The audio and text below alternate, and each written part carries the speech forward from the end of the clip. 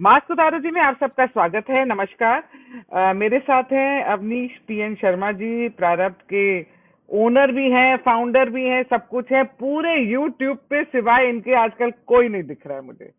कहीं यूट्यूब खोलो और ना कोई बॉलीवुड के गाने आ रहे हैं ना कुछ आ रहे हैं, अवनीश जी दिख रहे हैं हर जगह। कौन सा चैनल नहीं है जहाँ पे ये, और पर बहुत इनकी ग्रेटनेस है कि इतने पॉपुलर होने के बाद, इनकी डिमांड होने के बाद भी सबको समय दे देते हैं। That's a very good quality he has. नमस्कार अवनीश जी। पायल जी, बहुत बहुत नमस्कार। आपके सभी दर्शकों को प्रणाम। जी जी। नमस्कार। कहते हैं मंद बुद्धि है एक बालक, कहते हैं कि जोकर है, क्लाउन है, उसको कुछ पता ही नहीं है। वो ना लेफ्ट, उसको जो लोगों ने घेरा हुआ है वो उससे कुछ भी बुलवाते रहते हैं, करवाते रहते हैं। उसने लेफ्ट की आइडियोलॉजी फॉलो करने लग गया है, तो उसको पता ही नहीं है। तो वो माँ बीमार रहती है तो माँ को नहीं पता कि यहाँ क्या क्या हो रहा है। बहन अपनी दुनिया में लगी हुई है, तो इसको पता ही नहीं कि ये क्या बोल रहा है क्या नहीं बोल रहा। पर मैं कभी नहीं मानी ये बात। मैं डे वन से मैं कहती आ रही हूँ कि ये एक शातिर दिमाग है, ये एक षड्यंत्र करने वाला इंसान है। इसके मन में जो एक घृणा है हिंदुओं के लिए, सनातन धर्म के लिए, ये साफ दिखता है। और ये, और हम लोग पता नहीं क्यों, कई लोग हैं वो स्टिल अभी ये मानते हैं कि कांग्रेस में उनका विश्वास है कि कांग्रेस कुछ ना कुछ अच्छा करेगी। पर मैं बिल्कुल नहीं मानती हूँ इस बात को। तो आज अवनीश जी से इसी बारे में बात करेंगे कि ये बालक अपने आप को क्या समझता है, ये क्या क्या बोलता है। इन्होंने जो 3-4 दिन में बातें बोली है ना अवनीश जी, उनके बारे में चर्चा करते हैं। बिल्कुल। पायल जी, आपने कहा ना कि आप बिल्कुल नहीं मानती कि ये बालक बुद्धि है, नहीं मानती हूँ। ये बकलोल है, ये थेथर है, ये पैदाइशी मंदबुद्धि है। और यहां तक कि मैं इसको नहीं कभी मानते हैं। राष्ट्र बालक कहता था। मैं बता रहा हूं, हमने राष्ट्रपिता सुना है ना, तो मैं इसके कहता था कि ये राष्ट्र बालक है। लेकिन मुझे संतोष है कि आपने कहा कि ये इनमें से कुछ नहीं है। बिल्कुल नहीं, बिल्कुल नहीं। और मैं आपकी बात को आगे बढ़ा के कह रहा हूं, मैं नरेंद्र मोदी जी से असहमत एक ही पॉइंट पे हूं, एक ही पॉइंट पे, कि वो इसको मंदबुद्धि, आइवा, बकलोल समझते हैं। और मेरी हाँ सही कह असहमति रहे हैं आप। नरेंद्र मोदी जी से और बढ़ गई 2024 के बाद। आप भी चौंकेंगी कि भाई मैं किस औकात का आदमी हूं, मेरी क्या बिसात है कि मैं नरेंद्र मोदी जी से असहमत हो जाऊं। लेकिन नहीं हूं। याद कीजिए जरा, 2024 का लोकसभा चुनाव जीतने के बाद नरेंद्र मोदी जी ने पार्लियामेंट में वोट ऑफ थैंक्स, प्रेसिडेंट के स्पीच के बाद, जब उन्होंने पहली बार बोला 2024 का चुनाव जीतने के बाद, तीसरे टर्म का पीएम बनने के बाद, उन्होंने इस लड़के को कहा, अधेड़ को, बूढ़े को, बालक बुद्धि। मैंने कहा नहीं, गलती कर रहे हो साहब, नरेंद्र मोदी जी आप गलती कर रहे हैं। मैं असहमत हूं, गंभीर मतभेद है मेरे मोदी जी से। ये बालक बुद्धि नहीं है। आपने बिल्कुल सही पहचाना, ये बेहद शातिर व्यक्ति है।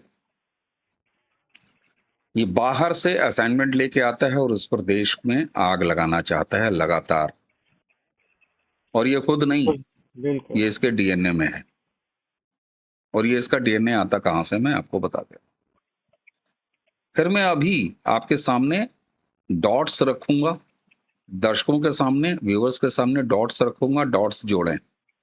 और फिर मैं बताऊंगा ये कितना शातिर है। और मैं आज प्रूव करके आपके साथ अगले 20-25 मिनट की बातचीत में, आधे घंटे, मैं प्रूव करके जाऊंगा कि ये कितना शातिर व्यक्ति है। सब जानते हैं, आज राष्ट्रवाद है, आज गूगल है, ओपन सोर्स है, सारे लोग पढ़ लेते हैं, सब जानते हैं कि कांग्रेस की स्थापना एओ ह्यूम ने की। ठीक है साहब, it's okay, fine. AO Hume के समय अंग्रेज बहादुर ने कांग्रेस की स्थापना कराई प्रेशर कुकर की सीटी के रूप में। जब उन्होंने नेशनलिस्ट आंदोलन जो गोखले का था, तिलक का था, उसको उन्हें रोकना था। पहली आजादी का गदर हो चुका था, और आजादी के पहले गदर मंगल पांडे के बाद जो कि भारत का पहला देशी गदर था अंग्रेजों के खिलाफ गुलामी से। और ठीक उसी के बाद उसको दबाने के बाद हुम से कांग्रेस बनवाई, इटावा का वो कलेक्टर, उसको रिजाइन कराया, रिजाइन कराने के बाद उसे कांग्रेस बनवाई। और 1857 के बाद कितने साल अंग्रेजों ने निकाल दिए इस प्रेशर कुकर की वजह से? 100 साल। आपको सो कॉल्ड आजादी 1947 में हासिल हुई। 1857 1857 में पहला गदर हो चुका था।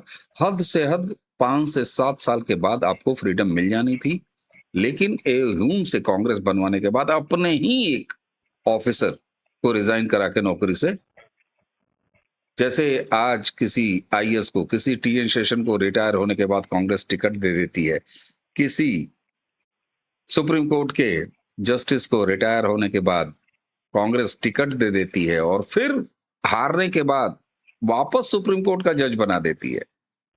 ये कांग्रेस का डीएनए बदला कहां है मैं बताऊं आपको।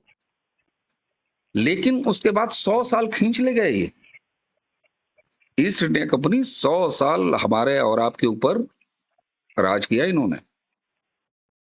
लेकिन 1947 में जो सो कॉल्ड आजादी आपको मिली, वो नेहरू और गांधी की कांग्रेस में मान लेता हूं। चलिए मान लेता हूं, एओ खत्म, नेहरू और गांधी आ गए कांग्रेस। गांधी कहते थे कांग्रेस को खत्म कर दो, नहीं खत्म किया। उसके बाद आप जरा आगे आइए, नेहरू के बाद शास्त्री जी का एक पीरियड ट्विस्ट था छोटा सा, लेकिन उसके बाद कामराज आए और कामराज के ट्विस्ट के बाद कौन आ गया? निजलिंगप्पा। और कामराज के बाद कौन आया? इंदिरा की एंट्री हो गई। गूंगी गुड़िया, ठीक उसी समय लोहिया थे। और तब कांग्रेस क्या हुई? जब कामराज और निजलिंगप्पा ने विद्रोह किया तो कांग्रेस अलग हुई और फिर क्या बनी? कांग्रेस आई, कांग्रेस इंदिरा। यही तो सच है। अब उस कांग्रेस इंदिरा को आगे बढ़ाइए। चलिए साहब ठीक है, मैं ले के चलता हूं, राजीव गांधी तक आ जाता हूं। तब तक कांग्रेस आई थी। पायल जी, क्या कोई मुझे ये बता सकता है कि राजीव गांधी ने जो कांग्रेस आई छोड़ी थी अपनी माताजी के नाम पर, वो फिर से कब इंडियन नेशनल कांग्रेस हो गई? आज कांग्रेस का ऑफिशियल नाम क्या है? Indian National Congress. Sonia Gandhi से मैं पूछना चाहता हूं, कांग्रेस से मैं पूछना चाहता हूं, राजीव गांधी ने तुम्हें कांग्रेस आई सौंपा था, वो कांग्रेस आई दोबारा इंडियन नेशनल कांग्रेस कब हुई, कैसे हुई? क्या देश को पता है? किसने सवाल पूछा? किसी भी सही कह रहे हैं। किसी भी Khan market gang Lutyens media ने कभी ये सवाल उठाया? हे सोनिया गांधी, तुम त्याग की मूर्ति हो। अटल बिहारी वाजपेयी ने जो शपथ खा ली थी कि एक विदेशी को हम भारत की प्रधानमंत्री नहीं बनने देंगे, लेकिन किस आड़ में कब कांग्रेस आई? कांग्रेस से इंडियन नेशनल कांग्रेस बन गई। Indian national. ये चुपके से हुआ, और कैसे हुआ मैं बता रहा हूं, और क्यों हुआ ये भी मैं बता रहा हूं। सोनिया कांग्रेस ने वापस कांग्रेस आई को एओ ह्यूम की कांग्रेस बनाया, वेटिकन की कांग्रेस बनाया। एंड दैट्स वाई जब सोनिया कांग्रेस वजूद में आई तो उसका नाम इंडियन नेशनल कांग्रेस हो गया। और तब से आप कांग्रेस की तबीयत बदलते हुए देखेंगे, और आपको कांग्रेस एक क्रिश्चियन पार्टी, एक pure Catholic party, Vatican party, Sonia की पार्टी, राहुल विंची की पार्टी, एंटोनियो माइनो की पार्टी में कन्वर्ट हो गई। अच्छा, मेरा एक सवाल है अवनीश जी।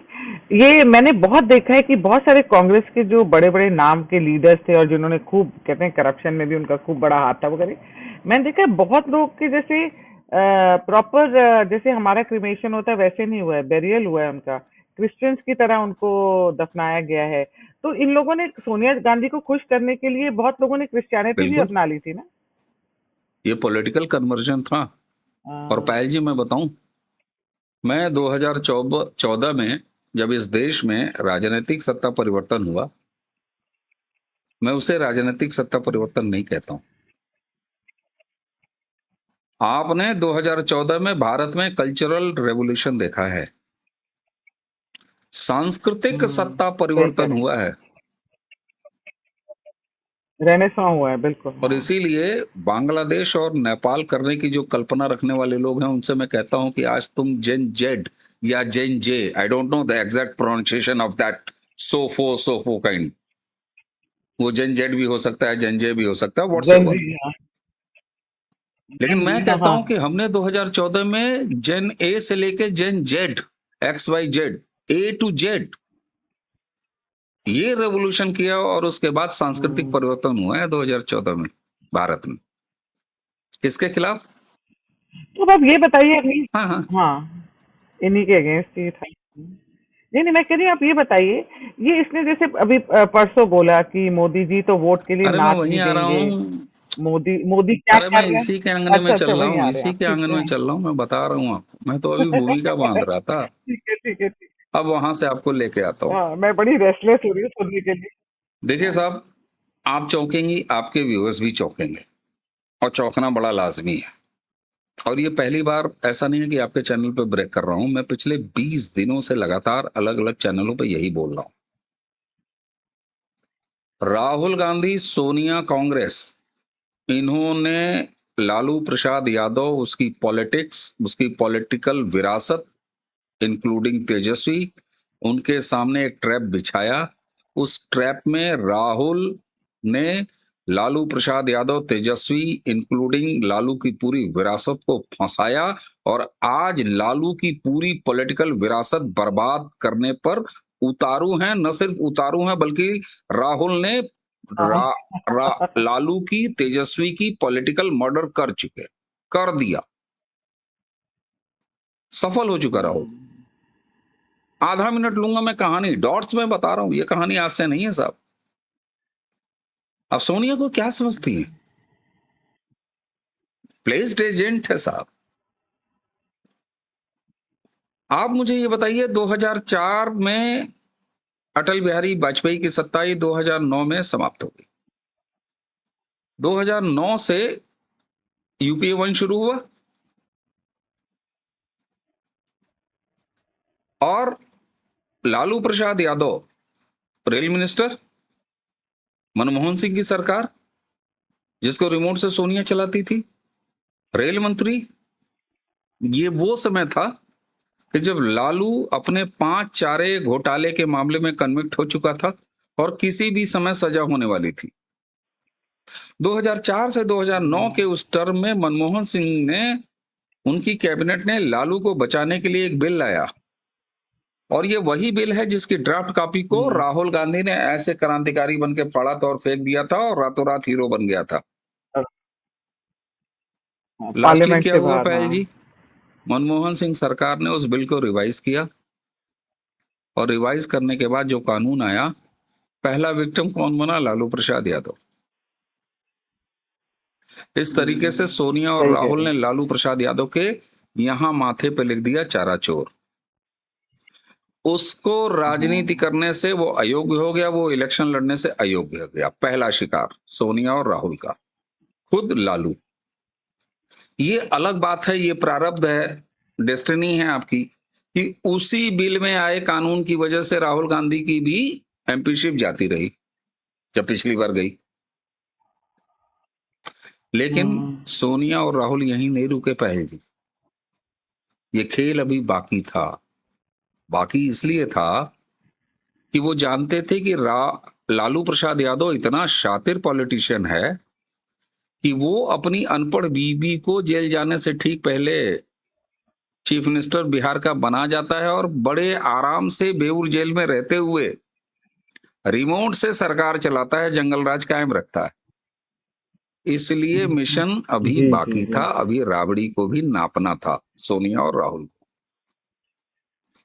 फिर आता है उसी 2004 से 2009 के दौरान, जब रेल मंत्री था लालू प्रसाद यादव, तो कौन सा घोटाला आता है? Votes for job, land for job. Land for job का घोटाला आप क्या समझती हैं? सोनिया गांधी जो रिमोट से सरकार चला रही थी, उसकी सरकार को कोई रेल मंत्री बिना सोनिया और राहुल के चाहे हुए ऐसा कोई घोटाला कर सकता था? नहीं। मनमोहन सिंह को मोदी ने कहा था ना, रेनकोट पहन के नहाने वाले प्राइम मिनिस्टर। ये वो रेनकोट था जिसको पहनने पर राहुल ने और सोनिया ने मजबूर किया था मनमोहन को। और Lalu Prasad Yadav ji. Land for job का घोटाला करता रहा और तब सपना पूरा हुआ। लैंड फॉर जॉब घोटाला हुआ, जमीनें लिखाई गई, यहां तक कि राबड़ी ने अपने मायके के लोगों की जमीन लिखा ली दिल्ली में बुला के नौकरी देने के नाम पे।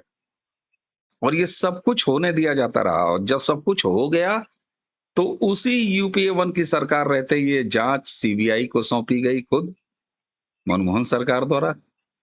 मुकदमा भी दर्ज किसने कराया? कांग्रेस की सरकार रहते हुए लालू के खिलाफ। और तब दो नाम और ऐड हुए। कौन? लालू प्रसाद यादव, जो पहले ही चारा चोर हो चुके थे, उसके बाद राबड़ी देवी और मीसा भारती। मीसा भारती जो सबसे बड़ी लड़की, आपको याद हो कि घर की सबसे बड़ी लड़की, और पॉलिटिक्स में अगर सबसे पहले कोई लालू और राबड़ी के बाद एक्टिव होता हुआ दिखाई दिया था 2004 से 9 में, तो मीसा भारती। इसलिए सोनिया के अगले दो शिकार राबड़ी और मीसा भारती। और अब लैंड्स फॉर जॉब घोटाले के बाद सोनिया और राहुल ने ये काम करके दिखा दिया कि लालू के यहां चारा चोर, Rabri Devi open and shut case land for job में, और मीसा भारती। लेकिन अभी भी इन्हें चैन नहीं था, क्योंकि इन्हें मालूम था कि ये पितृ सत्तात्मक समाज है। अभी तेजस्वी बाकी है, तेज प्रताप बाकी है, दो लड़के भी बाकी।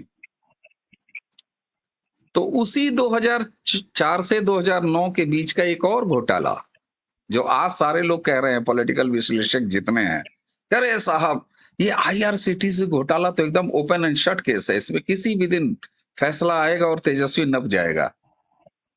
भाई साहब ये बताइए, बिना राहुल और सोनिया के चाहते ऐसा हुआ? नहीं, ओपन एंड शट केस है। उसकी डिटेल में मैं क्या जाऊं, सबको पता है, अब तो कभी भी फैसला आएगा। और तब किसका नाम ऐड हुआ? तेजस्वी यादव का। आज तेजस्वी यादव के ऊपर भी ओपन एंड शट केस का घोटाला सामने है।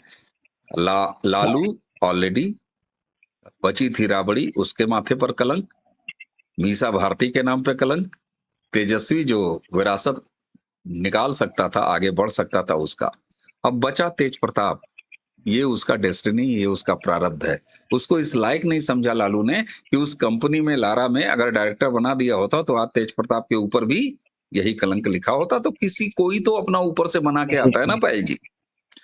अब आप मुझे ये बता दीजिए कि आज की तारीख में लालू प्रसाद यादव, तेजस्वी, इन सब की पॉलिटिक्स खत्म करने का अकेला जिम्मेदार कौन है राहुल गांधी के अलावा? अब लोग कहेंगे कि क्या बात करते हैं आप, महागठबंधन बना के बिहार के इलेक्शन में है।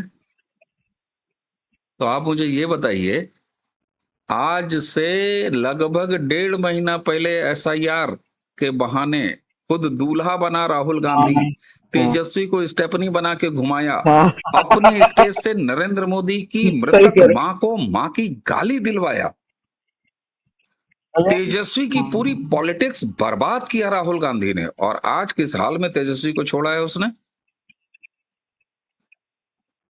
अब एक सवाल का जवाब अगर हम लोग नहीं देंगे अंतिम 1 मिनट में, तो आपके व्यूअर्स माफ नहीं करेंगे कि राहुल ऐसा कर क्यों रहा है, वो क्यों लालू को बर्बाद करना चाह रहा है, वो क्यों तेजस्वी को बर्बाद कर रहा है। उसका रीजन जानती हैं? राहुल को किसी स्टेट का चीफ मिनिस्टर नहीं बनना। राहुल पैदाइशी पीएम मटेरियल अपने आप को समझता है। उसका एजेंडा है कांग्रेस को रिवाइव करना, और कांग्रेस के रिवाइवल के लिए उसके सलाहकारों ने उसे ये बताया है कि बाबू देख, अगर मुस्लिम वोट बैंक तेरे साथ जो ट्रेडिशनली रहा है वो वापस नहीं आएगा तो तेरा रिवाइवल पॉसिबल नहीं है। नहीं होगा। और मुस्लिम वोट बैंक अगर बिहार में वापस आना है, उत्तर प्रदेश में वापस आना है, वेस्ट बंगाल में आना है, पैन इंडिया आना है, तो वो जब तक रीजनल पार्टियां बर्बाद नहीं होंगी तब तक मुसलमान वोट बैंक वापस कांग्रेस के पास नहीं जाएगा। आप याद कीजिए कांग्रेस का डाउनफॉल, उत्तर प्रदेश में मुलायम सिंह की पॉलिटिक्स का उदय होता है, कांग्रेस का डाउनफॉल होता है। क्यों? क्योंकि मुस्लिम वोट बैंक शिफ्ट होके मुलायम के पास जाता है। सेम वही टाइम पीरियड बिहार में लालू प्रसाद यादव की पॉलिटिक्स ऊपर आती है, कांग्रेस का डाउनफॉल होता है, सेम मुस्लिम वोट बैंक लालू के साथ जाता है। इसलिए लालू का बर्बाद होना, उसकी पॉलिटिकल विरासत का बर्बाद होना, रिवाइवल का पहला कहरा है बिहार में राहुल के लिए, उसकी कांग्रेस के लिए।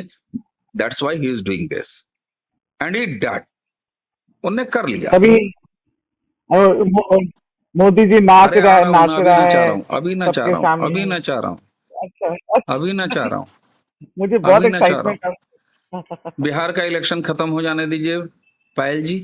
अगला नंबर अखिलेश यादव का है। उत्तर प्रदेश में राहुल सेम करेगा जो उसने बिहार में किया है तेजस्वी के साथ। Yes, I am telling you, I am telling you. Mulayam Singh नासमझ पॉलिटिशियन नहीं थे। जब भाई, दो लौंडे साइकिल और पंजा लेके एक साथ चल रहे थे, आपको याद होगा मुलायम सिंह ने कहा था कि अखिलेश तुम अपने जीवन की सबसे बड़ी भूल कर रहे हो राहुल को साथ लेके। याद है? अभी 14 नवंबर के बाद आप देखिएगा अगला नंबर यूपी में आएगा और अखिलेश के साथ राहुल वही करेगा जो तेजस्वी के साथ उसने किया है।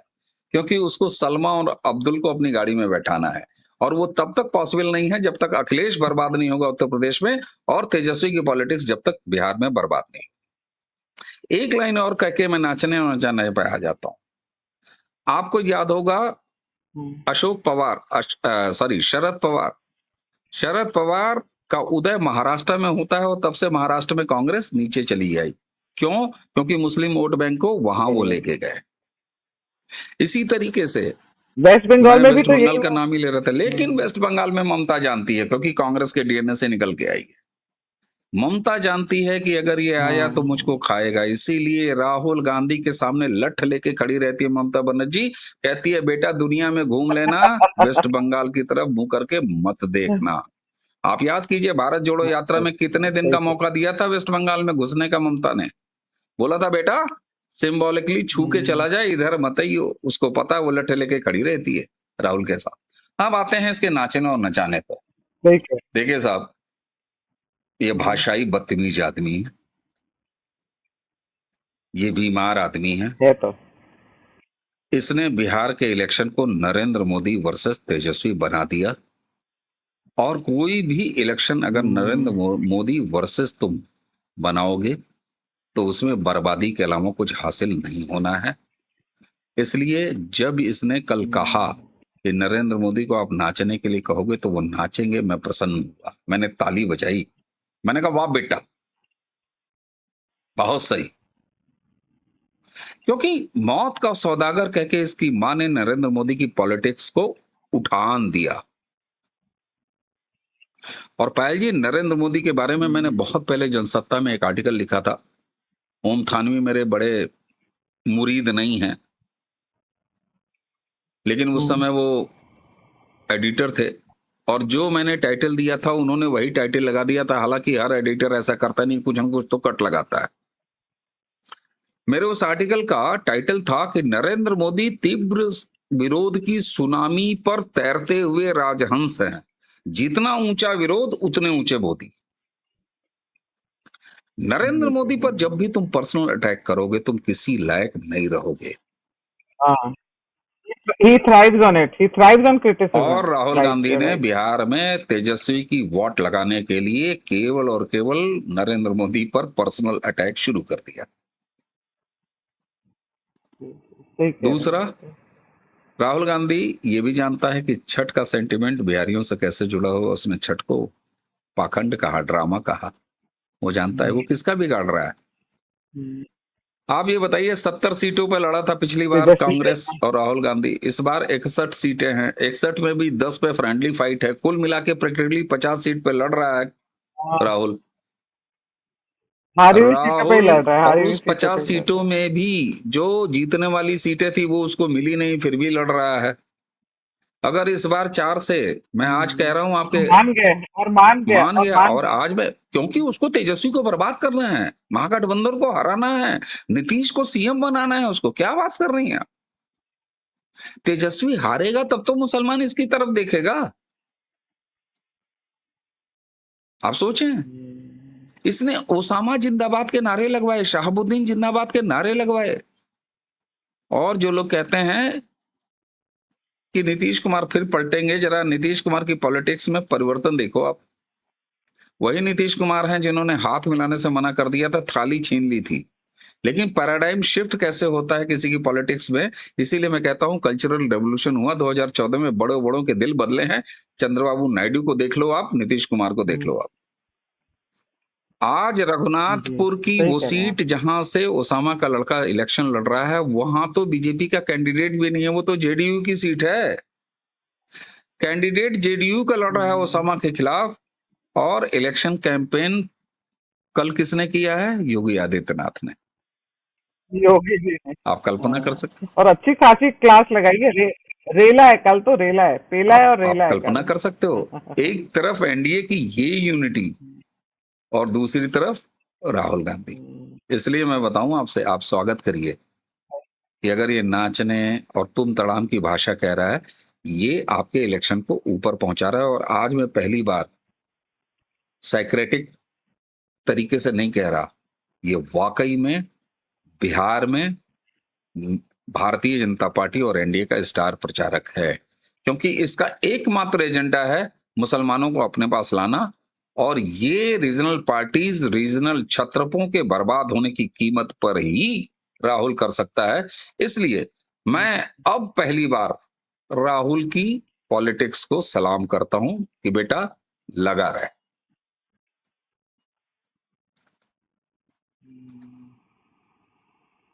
चलिए देखते हैं। आप आपको भी लगता है एनडीए जीत जाएगी? मुझे भी राहुल लगता को है लगता है, एनडीए हमको जीत आपको जाएगी, लग के पर क्या इस करेगा? पर लड़ाई। तेजस्वी को लगता है, राहुल को लगता सही है। कह रहे हैं। अगर पायल जी और अवनीश हराना भी चाहेंगे तो आप बताओ क्या कर लेंगे, जब राहुल और तेजस्वी जिताना चाह रहे हैं। सही कह रहे हैं, सही कह रहे हैं। चलिए, thank you so much Avnish ji. Thank you. नमस्कार जी।